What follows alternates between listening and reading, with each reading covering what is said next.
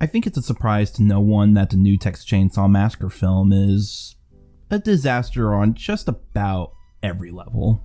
And truly, none of us can really be surprised by this new movie, feeling sort of unnecessary and lackluster, because I think it's just common thinking in the fan base that another movie was never really needed, and even actually kind of kills what made the original so great and effective.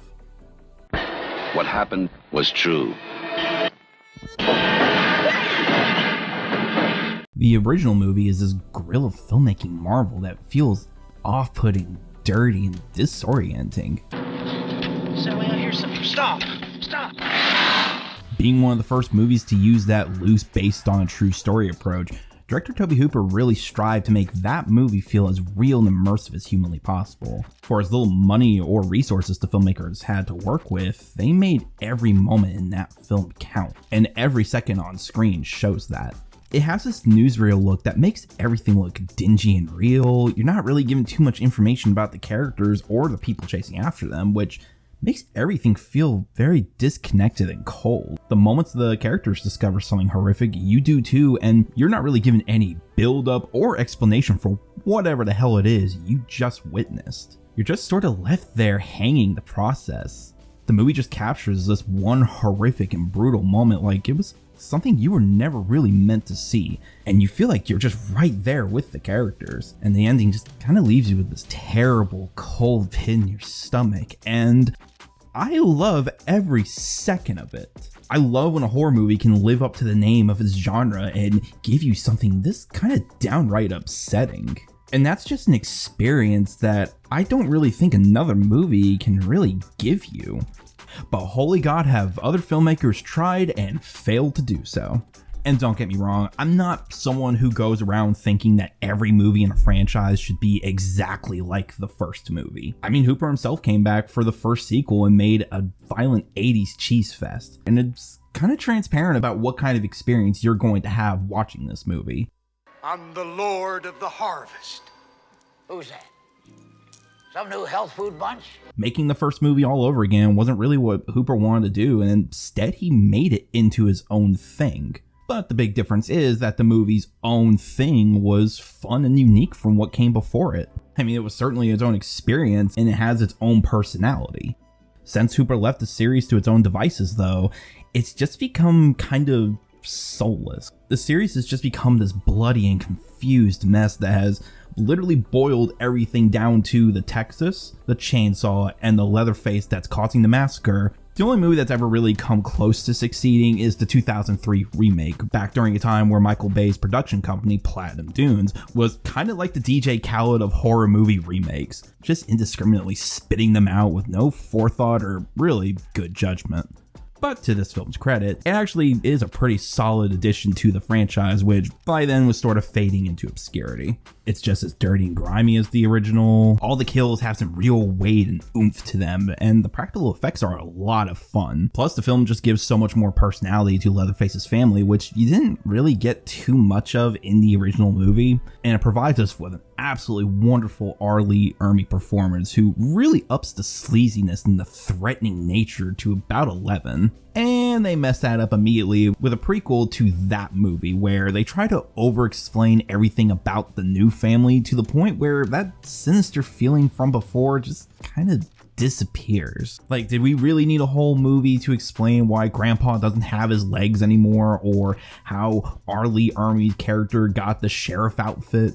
And since then, the franchise has been a bit of a limbo. They did try making a sequel to the original series where we have Leatherface now as an anti-hero that fights police injustice with the likes of Trey's songs, all while in stunning 3D. Do your thing, cuz. They also released another prequel movie where it tries giving Leatherface more of a sympathetic backstory a la the Rob Zombie Halloween movie, but that one just sort of unceremoniously came out and then farted out of the minds of anyone who actually cared in the first place. And now we're here with the new Netflix movie, which is attempting the legacy sequel approach, which really is just a fancy word for reboot, made famous by recent movies like The Force Awakens, and more fittingly in this case, Halloween 2018. Because much like that one, this movie picks up nearly 50 years after the original movie, where a new young cast of characters finds themselves in the crosshairs of Leatherface, who's been in hiding all this time. Also, much like Halloween 2018, his return attracts the attention of the final girl from the original movie, who has spent all of her life hunting down Leatherface and training for a final confrontation. Now, normally the point of a sequel like this is to reinvigorate new interest in the franchise by bringing in the already established crowd who already know the world and characters, while also bringing in a much younger crowd and introducing them to the originals so that their interest will help keep the series going for a long time. Here's the problem though.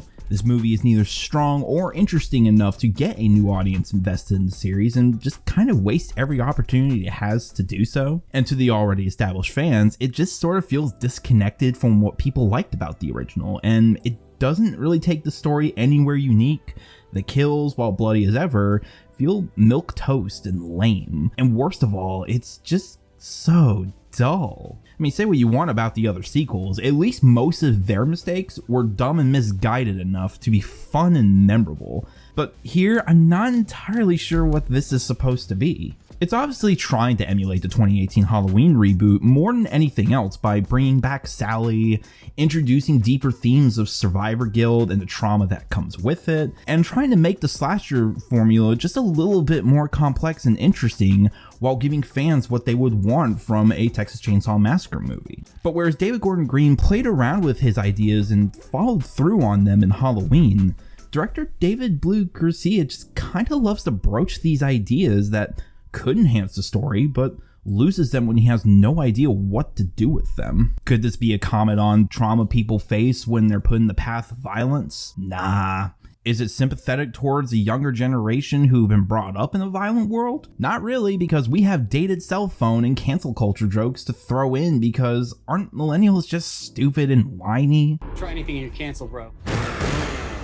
Is there more to Leatherface than we once thought? Nope. Are we going to see how losing her friends and brother affected Sally? Nah, we don't got time for that boring stuff.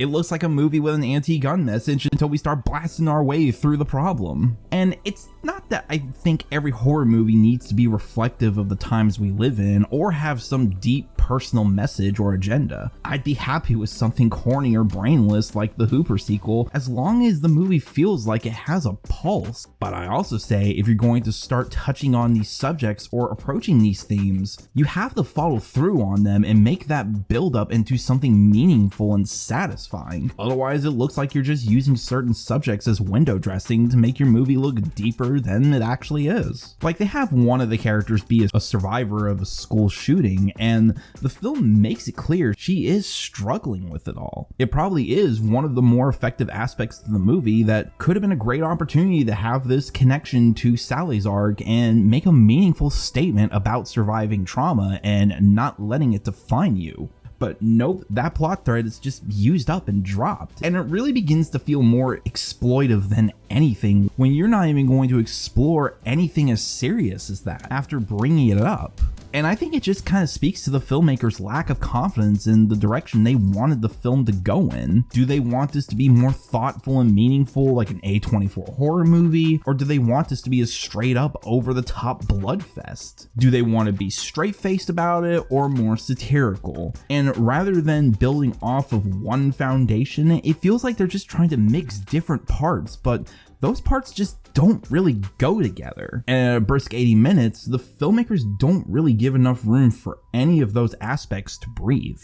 I've also heard a lot of people praise the kills and gore in this movie and describe them as fun. And while yes, there probably is one scene that's goofy and over the top enough to be entertaining, the rest of it just kind of feels so bland and uninspired. I feel like this is a movie that would have fit comfortably in the age of overly violent late 2000s horror movies, because every death here just kind of feels so weightless and gratuitous. Somehow a scene of a guy getting his face crushed in, or one of a guy getting his throat cut with his own exposed bone, just feels uninspired and limp. And perhaps it's just more of a personal preference, but usually I just prefer death scenes that have a much more visceral impact that can get a reaction out of me. I mean, think stuff like the hammer kill in the original movie, or the head explosion scene in Scanners.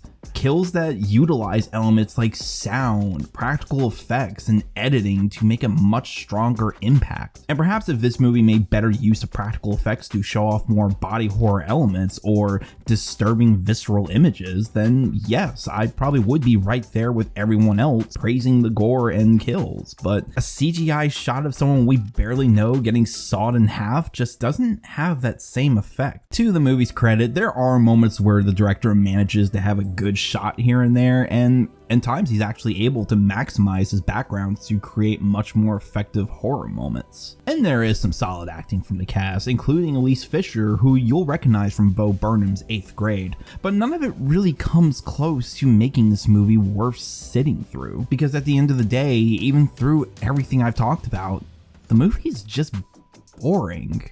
Going in neither the thoughtful direction or the brainless direction just leaves the film feeling like it's on autopilot. And there's nothing here I'd recommend because it feels like the indecisive filmmaking choices are actively not giving anyone anything to latch onto. I wanted to like this movie and see the franchise go in a new direction, but the filmmakers kind of had nothing up their sleeve for this one. And what they did have, just for lack of a better word, sucked. It's nowhere near the worst in the franchise, but it is certainly one of the biggest wasted opportunities of the franchise. I'm feeling a 2 out of 10 for this one. Hey, you made it to the end of the video. Thank you so much for watching. If you think I earned a like and subscribe, then you should do so and help support the channel. But if not, then that's okay. I hope you come back for another one so I can earn it that next time. And feel free to also leave a comment and tell me what you thought of the new Texas Chainsaw Massacre movie. Did you love it? Did you hate it? Do you agree with me, or do you disagree with me about something? Leave a comment and perhaps we can start a conversation. And I'm sure you're also seeing some other videos to the left of the screen. Click on one of them and see what else my channel is all about. Oh, and be sure to also follow me on Twitter at TylerWatches, all one word, for updates and quite frankly, terrible hot takes. Again, thank you so much for checking out the video, and I hope to see you again. Have a great day.